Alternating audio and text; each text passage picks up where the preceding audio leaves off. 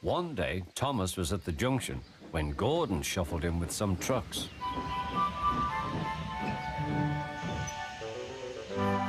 "Phew," remarked Thomas. "What a funny smell." "Can you smell a smell?" "I can't smell a smell," said Annie. "A funny, musty sort of smell," said Thomas. "No one noticed it till you did," grunted Gordon. "It must be yours." "Annie, Clarabelle, do you know what I think it is? It's ditch water." Before Gordon could answer, Thomas puffed away. Annie and Clarabelle could hardly believe their ears. "That was funny, that was funny," he chuckled. He felt very pleased with himself. Annie and Clarabelle were deeply shocked. They had great respect for Gordon, the big engine.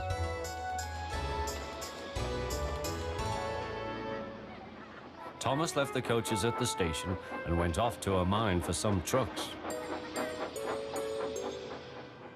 Long ago, miners digging for lead had made tunnels under the ground. Though strong enough to hold up trucks, their roofs could not bear the weight of engines.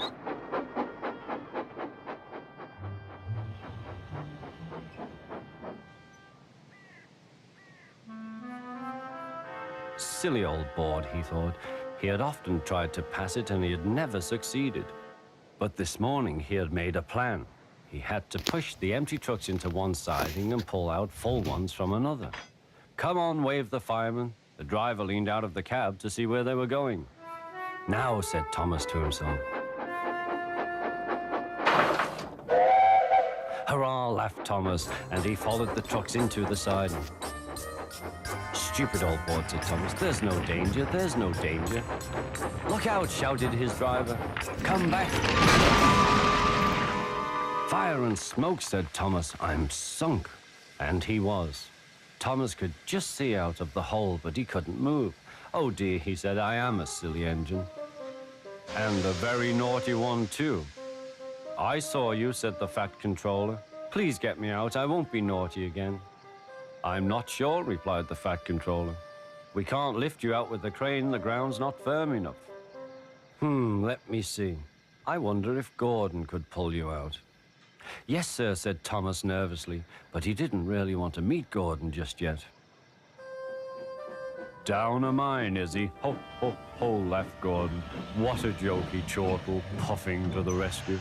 Poof, poof, little Thomas. We'll have you out in a couple of puffs." Strong cables were fastened between the two engines. "Are you ready?" "Heave," called the fat controller.